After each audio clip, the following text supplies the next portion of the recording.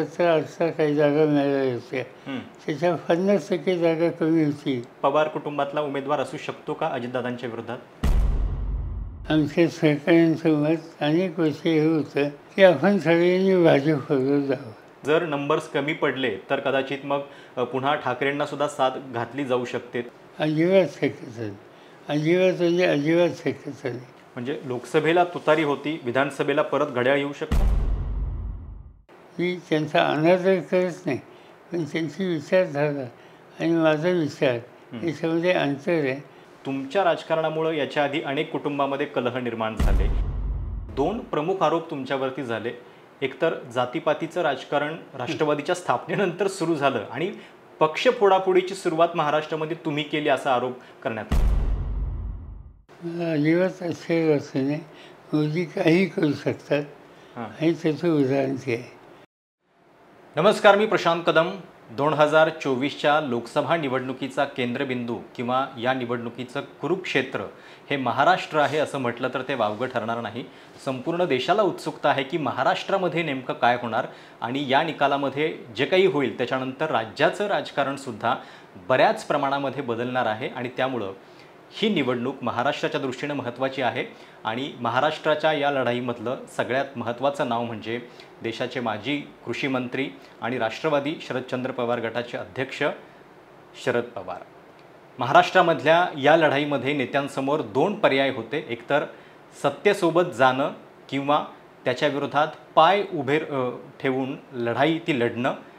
शरद पवारांचे अनेक साथीदार हे त्यांची साथ सोडून गेले, मात्र त्याच्यानंतर सुद्धा लढण्याचा मार्ग त्यांनी स्वीकारला आणि महाराष्ट्राच्याच नव्हे तर देशाच्या राजकारणामध्ये सुद्धा कायम स्वतःला ते रिलेव्हंट ठेवत आलेले आहेत.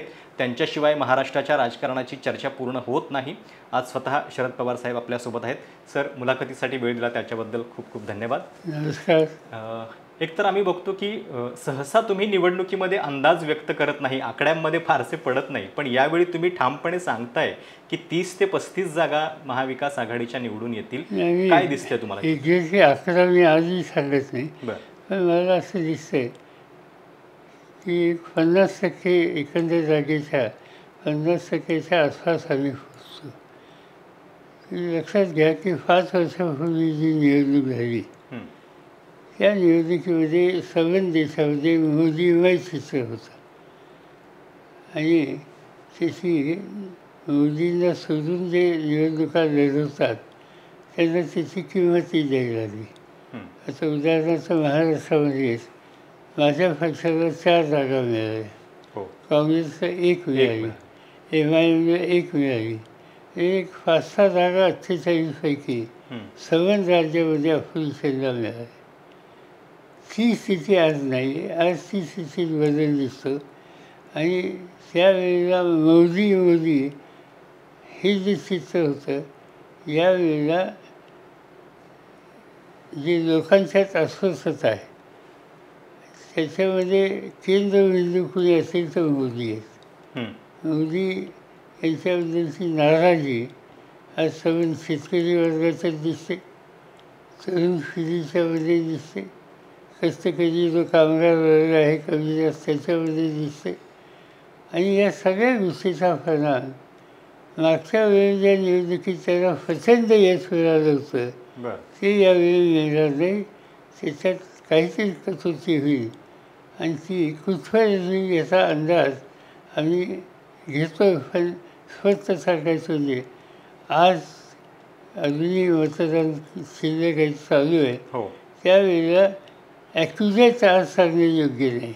आणखी थोड्या दिवसांनी सगळ्या मतदान झाल्यावर जिल्ह्याची माहिती घेऊन जर योग्य अशा प्रकारचं असेसमेंट सांगणे शक्य होईल. आणि त्यामुळं आज काहीतरी 35-40 हे म्हणण्यात तसा फारसा अर्थ नाही. पण असं दिसतं आहे की मागच्या निवडणुकीत आणि या निवडणुकीत फरक आहे आणि तो फरक आम्हाला लोकांना अपोजिशनला मिळून हा निम्म्या जागेच्या आसपास निघू शकतो. बरं, हे झालं महाराष्ट्राचं. देशामध्ये लोकसभेची निवडणूक जेव्हा सुरू झाली तेव्हा अब की बार 400 पारचा नारा ऐकू येत होता. आता चर्चा निवडणूक मध्यावरती आल्यानंतर अशी होते की बहुमत मिळतंय की नाही. अनेक जण दावा करतायत की भाजपला स्वबळावरती बहुमतसुद्धा मिळणार नाही. तुम्हाला पण तसं वाटतं की 272च्या खाली भाजप येऊ शकतं? असं आहे की 412चा जो नारा दिला पुन्हा पुन्हा जे सांगत होते त्याच्यानंतर ते 390 आली, 350 पर्यंत आली.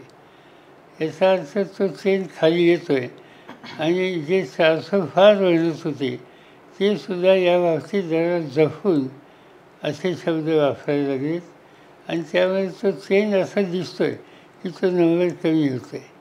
आणि चित्तसवन देशाचं जर बघितलं अजून उत्तरेकडच्या काही भागाच्या निवडणुका होत आहेत, त्यामुळे आजच लगेच निष्कर्ष फायनल करणं योग्य नाही.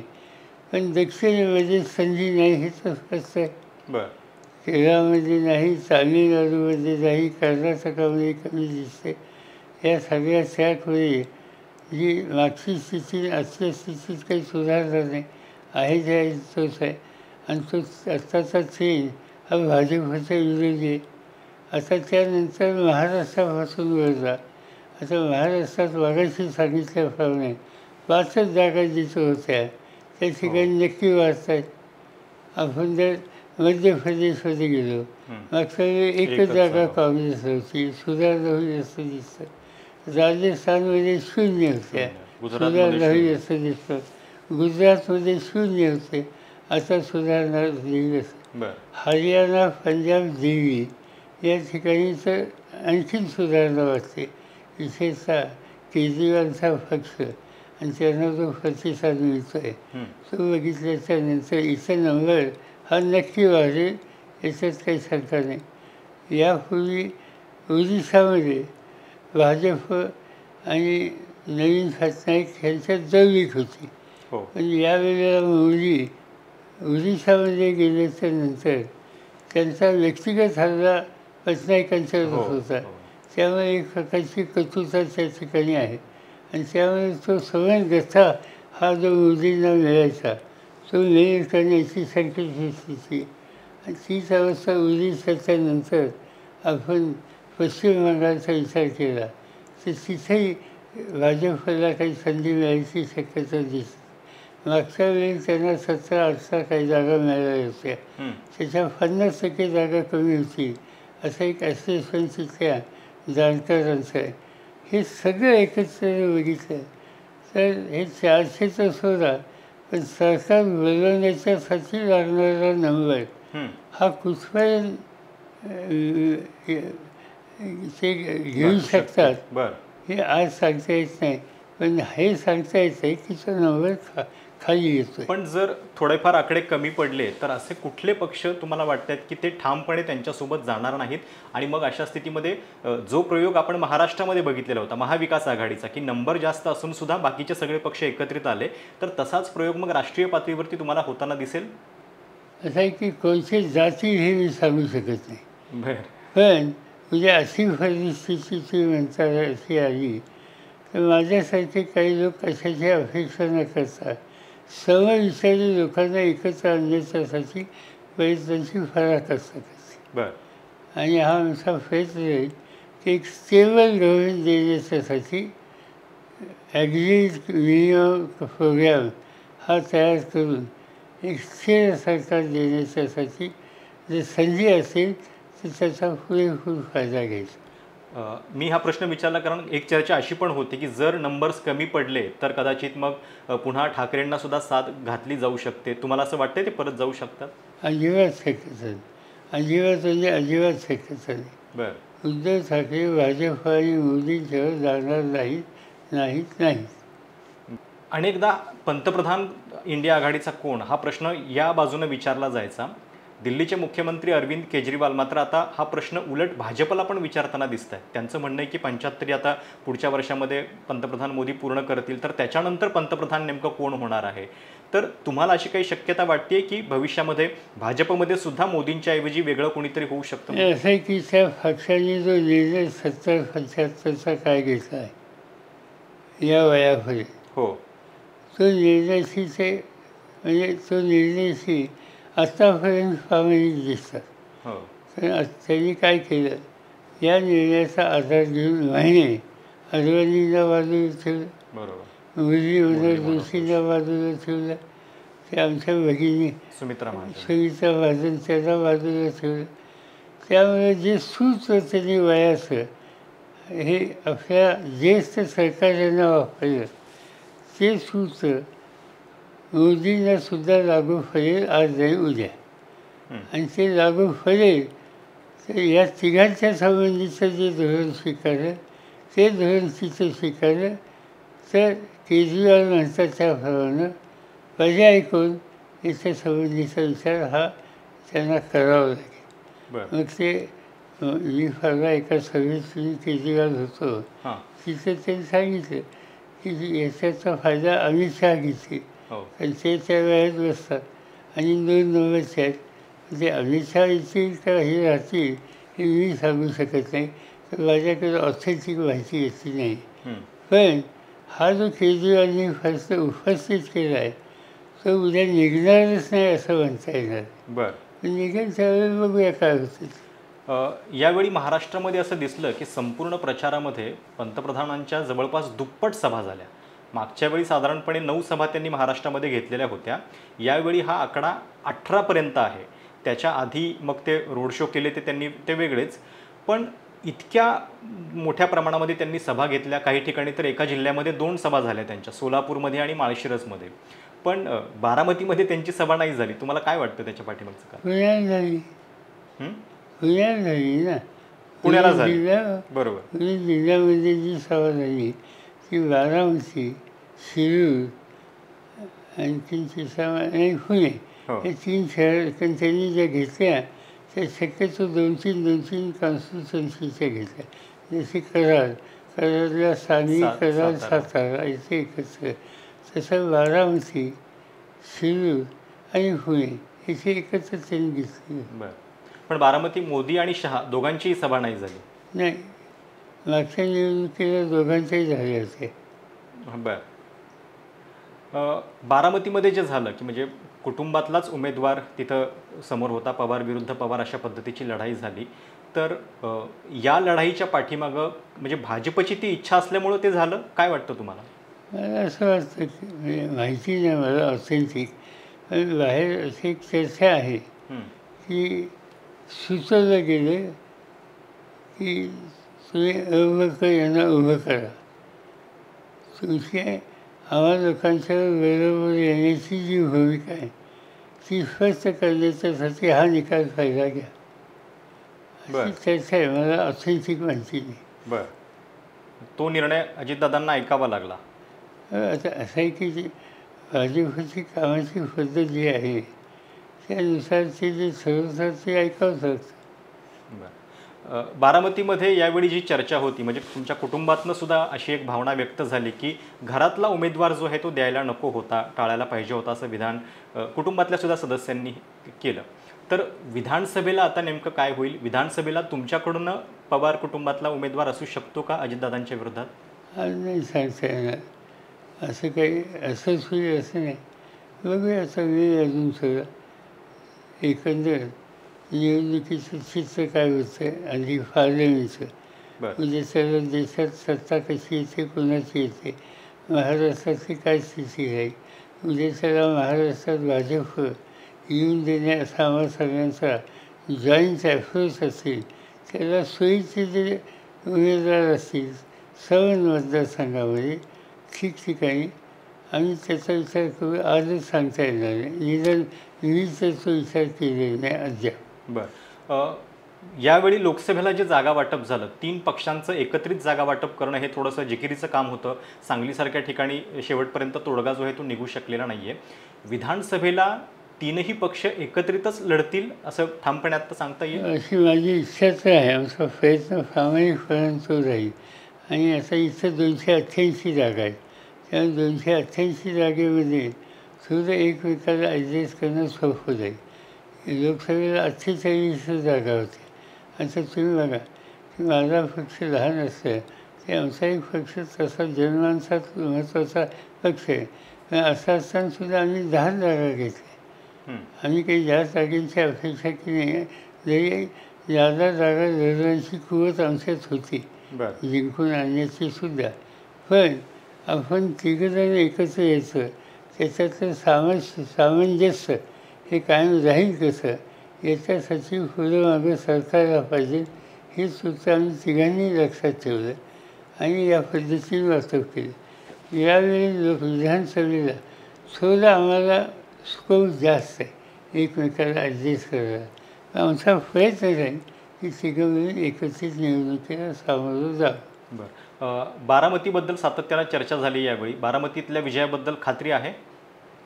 असायला हरकत नाही आतापर्यंतच्या लोकांचं आहे. पण फक्त मला सांगता येणार नाही, कारण एक गोष्ट सतत मी ऐकतो आहे की आमच्या या निवडणुकीत यापूर्वी पैशाचा वापर कधी होत नसे. यावेळेला पैशाचा वापर झाला असं लोक सांगतात. आता त्याचा परिणाम किती होईल ते आज सांगता येणार नाही. लोकसभेच्या निकालानंतर बऱ्याच गोष्टी कोर्टामधनं सुद्धा बाकी आहेत. निवडणूक आयोगाच्या निकालावरती अंतिम निर्णय सुप्रीम कोर्टाचा येणं बाकी आहे.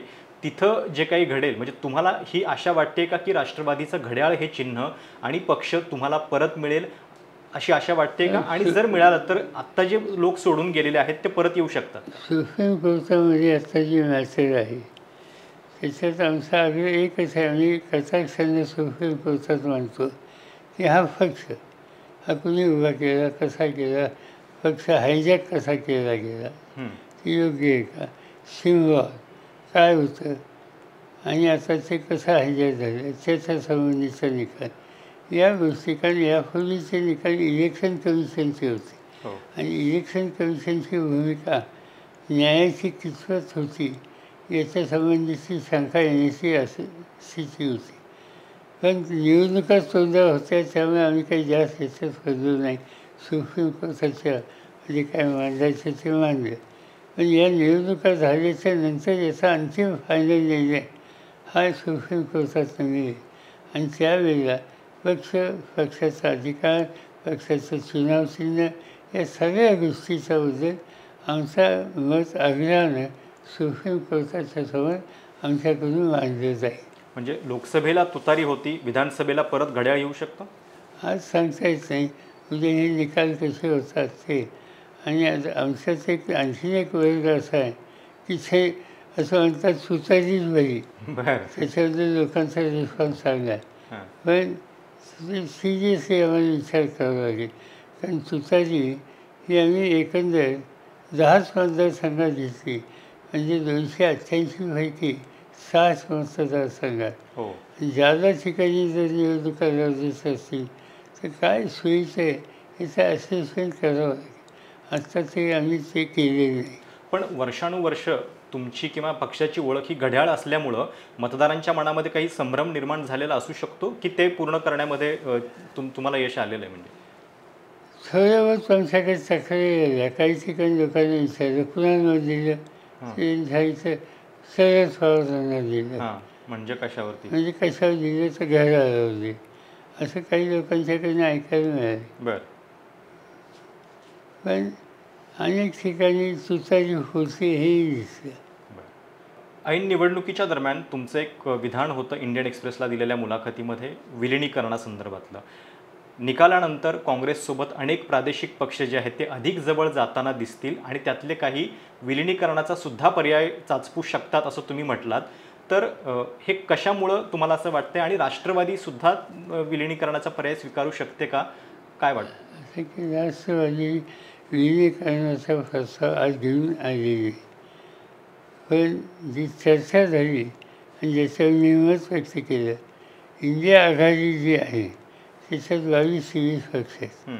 त्याच्यात काही पक्ष असतात की त्यांचा एकच सभासद आहे पार्लमेंटमध्ये किंवा एकही नाही, विधानसभेत एक आहे किंवा काही ठिकाणी दोन्ही ठिकाणी त्यांचं कोणी प्रतिनिधित्व नाही. या सगळ्या पक्षांच्यातल्या काही लोकांच्यात ज्यांची विचारधारा गांधी नेहरू विचारावर श्रद्धा आहे अशांच्यामध्ये उद्देशाला हा सिंगल प्रतिनिधित्व असलेला किंवा अजिबात नसलेला पक्ष ठेवण्याच्या ऐवजी विचारधारा सम असेल तर काँग्रेसच्या बरोबर का जाऊ नये.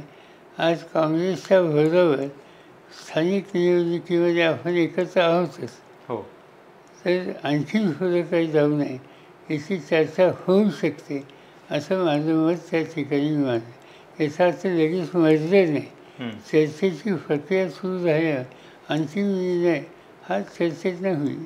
पण विचारधारेचा विचार केला तर काँग्रेस आणि राष्ट्रवादी हे सर्वाधिक जवळ आहेत. जवळ आहे, ही गोष्ट खरी आहे. पण हे असताना सुद्धा गेली 20 वर्ष आम्ही प्रत्येक जण स्वतंत्रपणे लढतो आणि एकत्रित काम करतो. बरं. पण 2 वर्षांपूर्वीच जेव्हा विरोधकांच्या एकत्रित येण्याची चर्चा होती तेव्हा तुम्हीच काँग्रेसबद्दल एक विधान केलेलं होतं की उत्तर प्रदेशमध्ये म्हणजे जुने झालेले वाड्यांचे जे नवाब असतात त्याप्रमाणे काँग्रेसची अवस्था झालेली आहे आणि वाड्यांची म्हणजे अवस्था जरी बेकार झाली तरी त्यांची अजून नवाबी थाट त्यांचा गेलेला नाही आहे. अशा पद्धतीचं एक तुमचं वक्तव्य होतं. तर काँग्रेसच्या कार्यशैलीत काही बदल झाला आहे तुम्हाला असं वाटतंय? बदल असं दिसतं विशेषतः राहुल गांधी यांचा अप्रोच आणि त्यांना पाठिंबा देणारा संघटनेचा मोठा वर्ग यांचा अप्रोच हा मला सगळ्यांना बरोबर घेऊन आलेला पोषक दिसतो. बरं. तुम्हाला म्हणजे 2004 नंतर 14च्या आसपास आम्ही बघत होतो की राहुल गांधींच्या नेतृत्वाबद्दल तुम्ही जाहीरपणे सुद्धा अनेकदा थोडीशी साशंकता मी असं म्हणत नाही नेतृत्व लगेचच त्यांच्याकडे जाईल, ते नेतृत्वाची अपेक्षा त्यांनी केली असं नाही. एकत्रित काम करायला विचार विनिमय होऊ शकतो. बरं. पण राहुल गांधींच्या नेतृत्वाच्या शैलीमध्ये काही तुम्हाला बदल जाणवत आहेत? मला सरळ असं दिसतंय की राहुल गांधींचा अप्रोच राजकारणाकडे बघायचा अधिक सिरियस आहे. आता त्यांनी फर्यासा काढली कन्याकुमारीपासून काश्मीरपर्यंत. त्या निमित्तानं सर्व देशाच्या कानाकोपऱ्याच्या लोकांना रस्त्याने भेटत त्यांच्याकडून स्थिती समजून घेत, त्याच्यात शेतकरी असतील, आदिवासी असतील, दलित असतील, अल्पसंख्याक असतील, महिला असतील, तरुण असतील, हा सगळं त्यांचा अप्रोच एकंदर राजकारणाकडे गांभीर्यानं वागण्याचा आहे की जो यापूर्वी नव्हता अशी चर्चा व्हायची. आज ही तशी चर्चा नाही. आज ते गांभीर्याने या सगळ्या प्रश्नाकडे बघतात.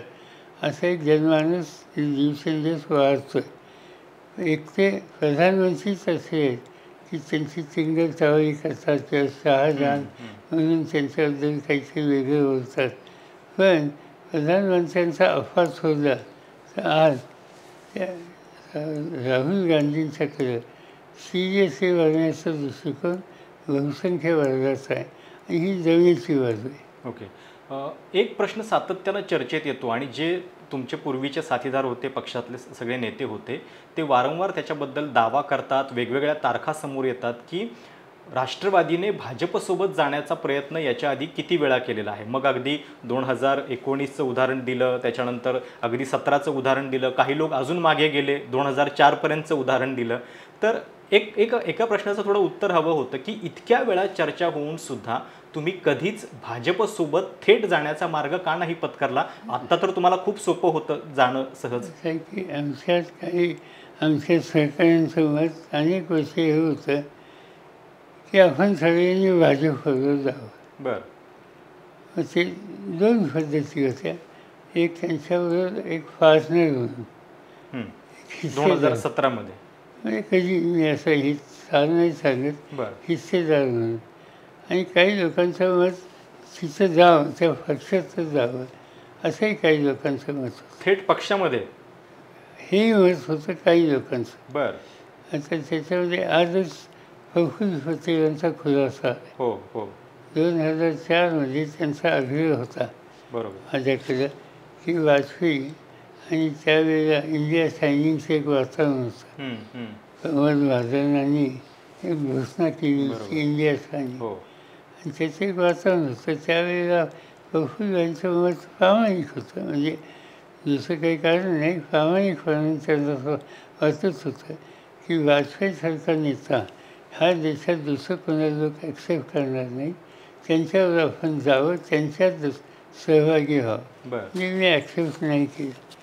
आणि शेवटी माझं त्यांच्या मतात अंतर होतं, पण माझ्या मताचा सन्मान त्यांनी ठेवला. सुदैवानं सरकार आम्हाला लोकांचं आलं, त्यांना मंत्रिमंडळात सुद्धा 10 वर्ष जाता आलं. ही वस्तुस्थिती आहे. पण नंतरच्या काळामध्ये अलीकडे जे आमचे लोक बोलत होते, आम्ही जे 50-52 काही आमदार निवडून आले, त्याच्यामध्ये मोठा वर्ग असा म्हणत होता की आपण भाजपबरोबर जाऊ. बरं.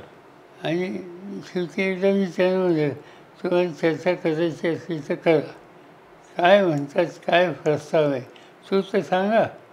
आणि त्याच्यानंतर त्यांची चर्चा झाल्याच्यानंतर मी सांगितलं की मला हा प्रस्ताव योग्य वाटत नाही.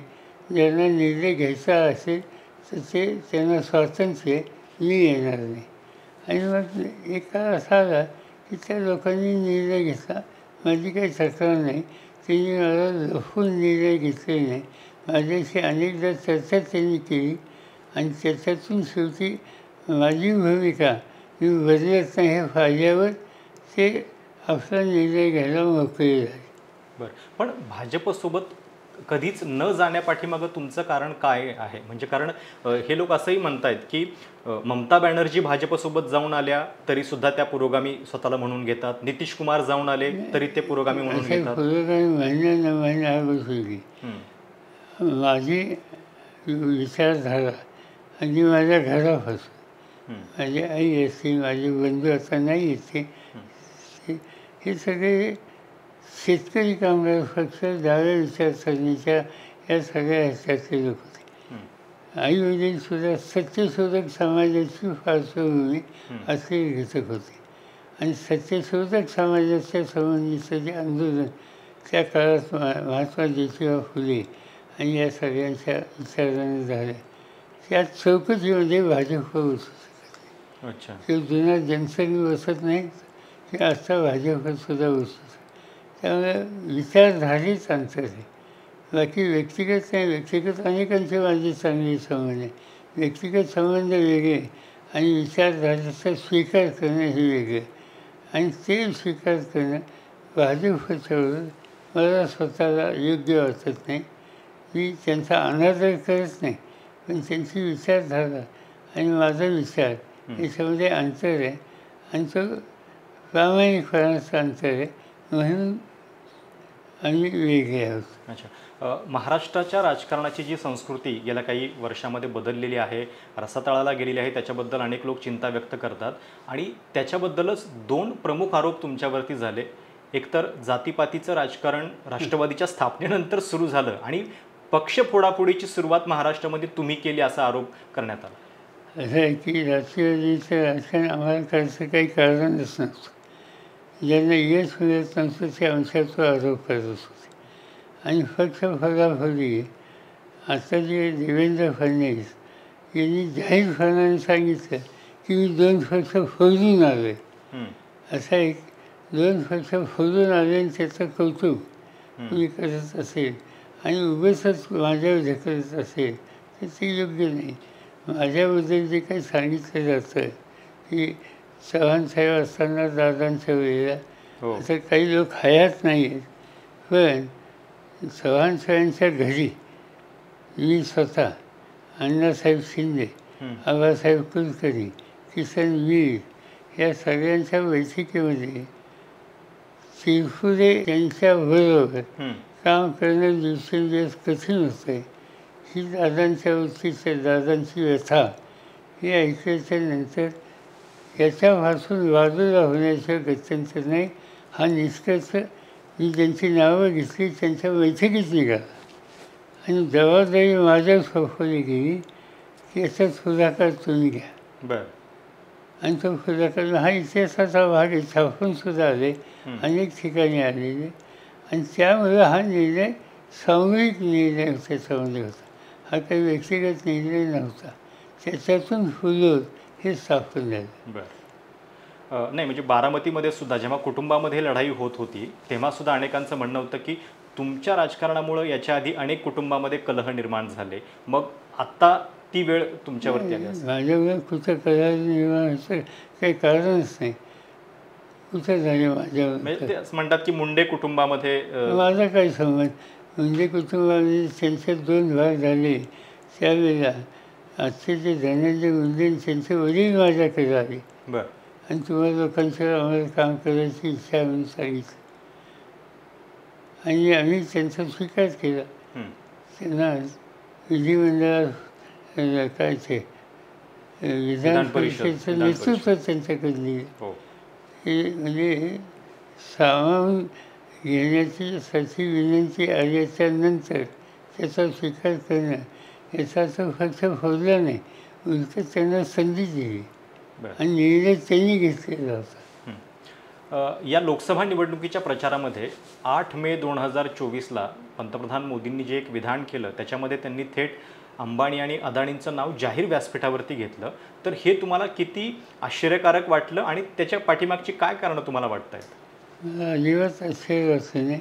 मोदी काही करू शकतात आणि त्याचं उदाहरण ते आहे. मोदी एखादा त्यांच्या संबंधीचा काही इश्यू आला तर ते कुठेही ढकलतील, कुठेही या पद्धतीने त्यांच्या भाषणं काय सांगतात. या सर्व निवडणुकीच्या कॅम्पेनमध्ये कधी मुस्लिमांच्याबद्दल बोल, कधी तुमचं घरचं सोनं मंगळसूत्र कोणी काढून येईल, म्हणजे अशा प्रकारच्या गोष्टीसुद्धा ते बोलू शकतात. देशाच्या प्रधानमंत्री पदावर असेल आणि त्यामुळे अन्य काही गोष्टी त्यांनी बोलल्या त्याच्यात काही फारसं लक्ष द्यायचं कारण नाही. मुस्लिमांच्या बद्दल पण त्यांनी जे विधान केलं ते अगदीच म्हणजे पंतप्रधानांच्या पदाला न शोभणारं होतं.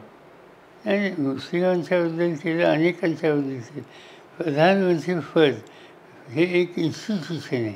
त्या इन्स्टिट्यूशनचा गरिमा प्रतिष्ठा ही ठेवली पाहिजे, त्यांनी ठेवली पाहिजे, आम्ही ठेवली पाहिजे. पण ते ज्या पद्धतीने हल्ली बोलत आहेत त्यांनी त्या पदाची प्रतिष्ठा ठेवली नाही, पण त्यांनी त्यासंबंधीचं तारतम्य ठेवलेलं नाही. त्यामुळे त्याच्याकडे न लक्ष दिलेलं बरं. यावेळी निवडणूक आयोगाची जी कार्यपद्धती आहे त्याच्याबद्दल सुद्धा अनेक गोष्टी समोर आल्या. वोटिंग पर्सेंटेज जे आहे ते सुद्धा अनेक दिवसांनी म्हणजे 10 दिवसांनी अचानकपणे जाहीर केलं जातं आहे. त्याच्याबद्दल काही लोकांच्या मनामध्ये शंका निर्माण झाल्या. EVM बद्दलचा सुद्धा अनेकदा मुद्दा असतो. तुमचं EVM बद्दलचं नेमकं मत काय आहे? कारण तुम्ही अत्याधुनिक तंत्रज्ञान किंवा इतर ज्या गोष्टी असतील त्याचा स्वीकार केला पाहिजे या मताचे असतात. तुम्हाला EVMच्या मला काही लोकांनी EVMच्या मशीनचं प्रेझेंटेशन दिलं. बरं, ते प्रेझेंटेशन चिंता वाचणारं होतं. पण त्याच्यानंतर आम्ही लोकांनी इलेक्शन कमिशनला त्यासंबंधीचं लिहिलं आणि त्याच्यानंतर ते निर्णय घेतला आहे योग्य. आम्ही काही पुढं हा विषय ताणला नाही. शंका मनात जरूर आहे, पण तरीसुद्धा एक स्वतंत्र यंत्रणा आहे. त्याच्याबद्दल आपण सतत भाष्य करणं योग्य नाही. त्याच्यामुळे त्याचा क्रेडिबिलिटीचा प्रश्न लोकांच्या मनात तयार होणं हे संसदीय लोकशाहीच्या निवडणूक पद्धतीच्या दृष्टीनं योग्य नाही, म्हणून आम्ही तिथं थांबलो. पण निवडणूक आयोगाच्याकडून अनेक निर्णय असे घेतले गेले की ज्याच्यामध्ये लोकांच्यामध्ये संभ्रम निर्माण व्हावा, शंकेची परिस्थिती निर्माण ही वस्तुस्थिती नाकारता येते. या निवडणुकीमध्ये ज्या पद्धतीच्या काही गोष्टी तुम्ही केल्या त्याच्या पाठीमागं नेमकं कारण काय आहे हे मला विचारायचं आहे. म्हणजे बारामतीमध्ये तुम्ही अनंतराव थोपटे ज्यांच्याशी बऱ्याच वर्ष तुमच्या वादाची चर्चा होती त्यांना तुम्ही जाऊन भेटलात, तुम्ही काकडेंना जाऊन भेटलात. तर अशा पद्धतीच्या ज्या गोष्टी केल्यात तुम्ही, तर त्याच्या पाठीमागं तुमचं थिंकिंग नेमकं काय होतं आणि कशासाठी करावं? असं आहे की आम्ही काँग्रेसच्या विचाराच्या लोकांना एकत्र कसं करता येईल हा विचार होता. थोपटे हे काँग्रेसचे होते, संग्राम थोपटे हे काँग्रेसचे आमदार आहेत आज. आणि त्याच्यामध्ये आम्हाला लोकांच्यात काही फसणार नाही. खरं व्यक्तिगत माझं अंतर नव्हतं, आमच्या काही सहकार्यांचं अंतर होतं. आणि त्याच्यामुळे मला असं वाटलं की कशासाठी अंतर ठेवायचं. शेवटी एका विचाराचंच एका पक्षात आपण होतो, एकत्र काम केलं, एका मंत्रिमंडळात काम केलं, तर त्याच्यातून जेवढी करता आली तर करावी, याच्यातनं काही नुकसान नाही. त्याचीच गोष्ट इतरांच्या बाबतीत सुद्धा. शेवटचा प्रश्न विचारतो. मगाशी तुम्हाला विचारलं की 272पेक्षा जर कमी आकडा आला तर ठाकरे जाऊ शकतात का? तुम्ही 3 वेळा सांगितलं नाही नाही नाही म्हणून. तुमच्या पक्षाबद्दल पण तुम्ही हेच सांगता ठामपणे, मोदींची साथ आली किंवा तरीसुद्धा तुम्ही नाही जाणार सोबत? काही कारणच नाही, कारण त्यांची धोरणंच आम्हाला पसंत आहे. मी मगाशी तुम्हाला सांगितलं की त्यांचे व्यक्तिगत संबंध राहतील. बरं, व्यक्तिगत सलोखा संबंध आणि राजकीय निर्णय याच्यात दोन्ही असण्याचा फरक आहे. बरं. उद्या फायनलमध्ये मी अजून राज्यसभेत आहे, हो भेट झाली त्यांची, तर काही आम्ही बोलणार नाही असं नाही. बरोबर. पण याचा अर्थ उद्या पार्लमेंटमध्ये त्यांच्यावरून हात नाही वर करणार. सर खूप खूप धन्यवाद आमच्याशी बातचीत केल्याबद्दल. तर हे होते राष्ट्रवादीचे नेते शरदचंद्र पवार. महाराष्ट्रातली लोकसभा निवडणूक यंदा अनेक अर्थांनी महत्त्वाची आहे आणि त्या संदर्भातलं त्यांचं विश्लेषण त्यांनी आपल्याशी बोलताना सांगितलंच. पण भविष्यामध्ये देशामधली जी परिस्थिती निर्माण होऊ शकते त्याच्याबद्दलची त्यांची मतं, राष्ट्रवादीच्या विलिनीकरणासंदर्भातलं त्यांचं जे वक्तव्य होतं त्याच्याबद्दल त्यांचं मत काय आहे हे देखील त्यांनी आपल्याशी बोलताना स्पष्ट केलेलं आहे. ही मुलाखत तुम्हाला कशी वाटली कमेंट्समध्ये नक्की कळवा. चॅनल सबस्क्राईब करायला देखील विसरू नका. धन्यवाद.